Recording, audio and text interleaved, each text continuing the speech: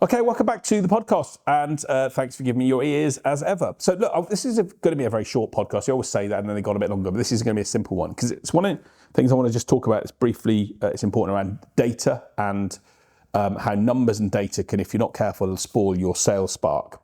And why do I want to talk about this? Because, and this is, there are times when I've actually, not contradicted myself, but I've talked to a lot of people about metrics and measuring information and making sure you have access to all of those sources of data that can help you see where you want to progress and perform. And I fundamentally still believe those are important.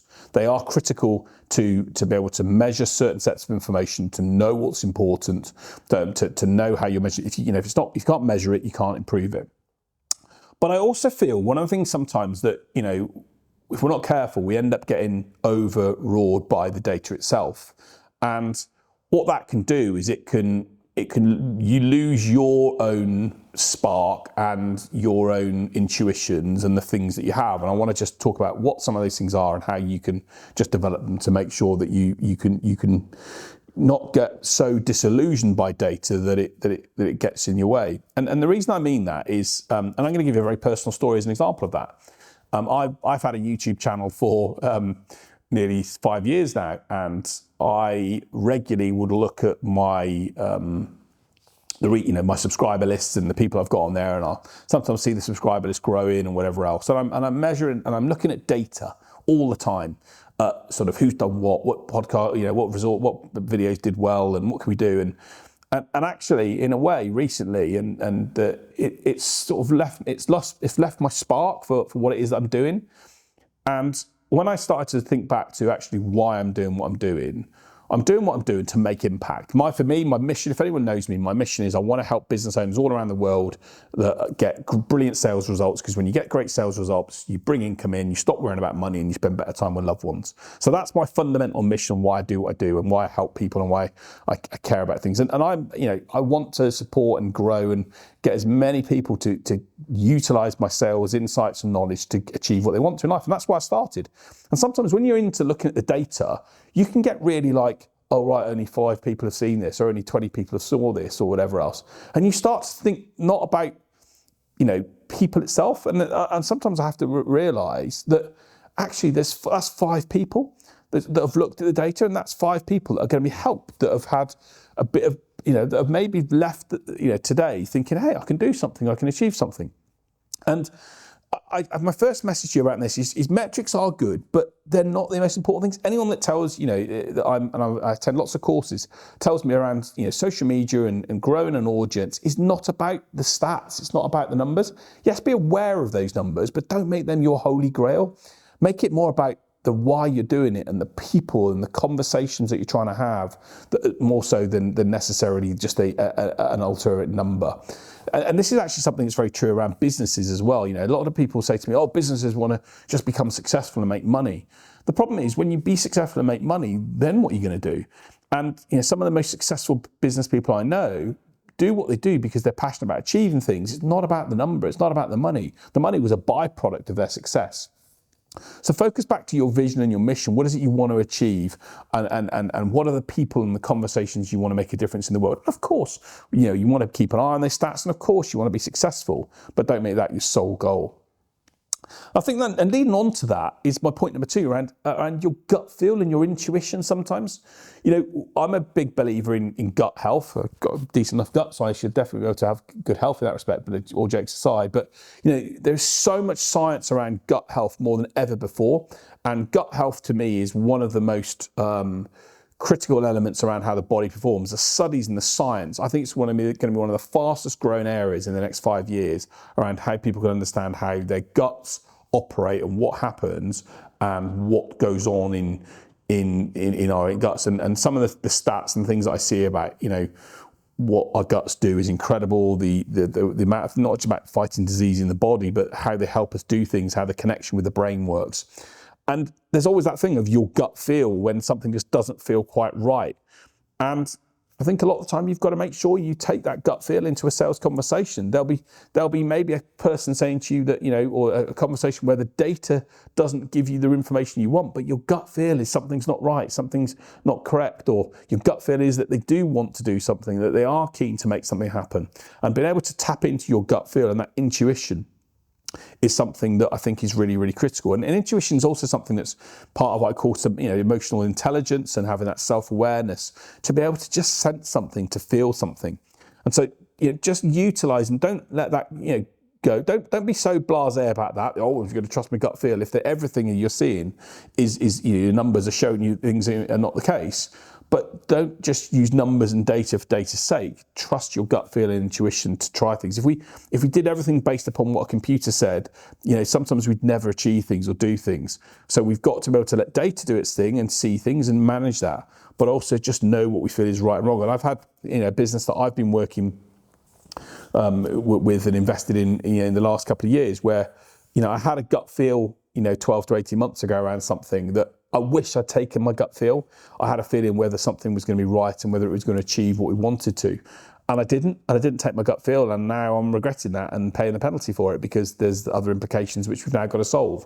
So sometimes your gut feel and be able to show your gut feel is a really good thing for you to have to build your sales spark, that intuition that you had. And write down what made you have that feeling. What was it about it? What was it about the buyer, the thought process? What was going on there? And try and note those things down. Again, keeping a journal is a great way, especially for your meetings and your conversations, for you to then look back and say, actually, I had a thought they mentioned this or they talked about this and I picked up on that and I should have dug more into that and I wish I had. So don't let your gut feel stop you from don't let the data stop you from having a gut feel and intuition. And then the final thing that I think around sort of numbers and data is just to be, yes, they're important, but don't let it spoil your spark. It's just to listen back into your own calls and your own and ask others to help you. Data is important, but I always say to people, data is just it's a set of numbers. What it doesn't do is it doesn't show you the information underneath. So, for example, for me, when I see work with a company and they say there are 20 deals that haven't completed this month or closed this month, that's a data set. I'm more interested in, I want to know about the 20 conversations that went on. Can you give me access to those calls? Can I have access to those records so we can listen into the calls? How did it work? What was the conversation? How did it come out? What did it happen? And the very best organizations understand that data gives one set of information, but it won't give everything. It's what I would always call the quantitative information, but it's not the qualitative information. And so if you've got that qualitative insights where you can hear a conversation, it may well be that person's done the wrong thing in the wrong way, or that you've said the wrong thing in the wrong way, or but you've just had a bad day with something, or you've forgotten something, whatever, and that may well be the reason for something rather than necessarily, it was just a data figure that was wrong. And I think the great businesses are able to take a look at their conversations and their discussions and see where they've gone wrong and where they can adjust it, because they've gone back and reviewed it. They've invested in some time, some mentoring, some support to go back and look and say, actually, yeah, I can see where this has helped, or I can see where I've gone wrong there, or I can see what I've done differently there. And they've then been able to go and apply that and change results as a result of that. So look, I think data is important, of course it is, but it's not the only thing. So don't let it spoil your spark. Don't let it affect you, stopping those three things that we've talked around people and conversations, your gut feel, and being able to review and have that self moment of reflection to look at where you can get better or bring someone else in to help you do that. Yes, be aware of the numbers and what you're doing, but probe beneath the surface, I guess, is my point.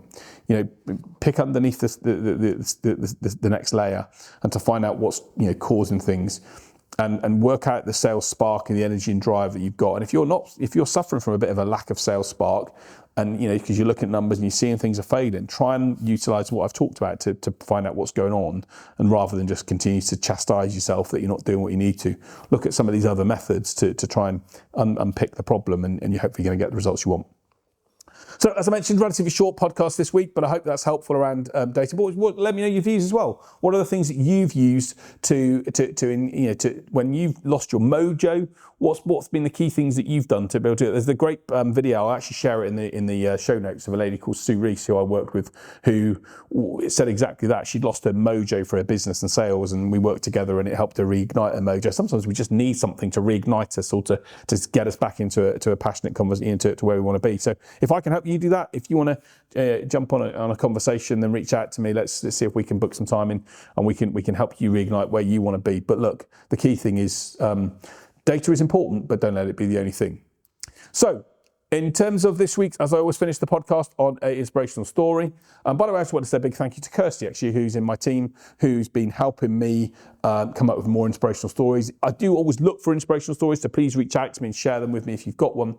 But I'm going to share a man called John Birkhill today. So John Birkhill has raised more than £1 million. He's 84 years old, and he literally was in Sheffield, was known as the man with a pram, and he raised this money in memory of his wife, who died of cancer. And sadly, he pushed his daughter Karen around the streets of Sheffield wearing a pram and wearing a green wig, and he was known as the man with a pram, and that he bought this pram to carry his daughter. And he literally, that was his sort of route. He was in this green wig, and it was his how he's raised money to try and help people, in that are less well off than himself. And he became known as this person. So again, the data probably would have told him, don't wear a green wig and push a pram around Sheffield. But the reality is he did what he wanted to. He listened to his own intuition, and he was able to raise £1 million for Macmillan Cancer Support, which is incredible and has helped so many people save their lives. So John Birkhill is the man with the pram. Congratulations to him for what he's achieved. He's been an inspiration to many people. And again, as I always say, how can you take inspiration from John and achieve what you want to in your life? So I hope it's helped you, and that the stories that I've talked about this week around data and your gut feel can get you where you want to be. But that's it from me for this week. Thanks for listening again.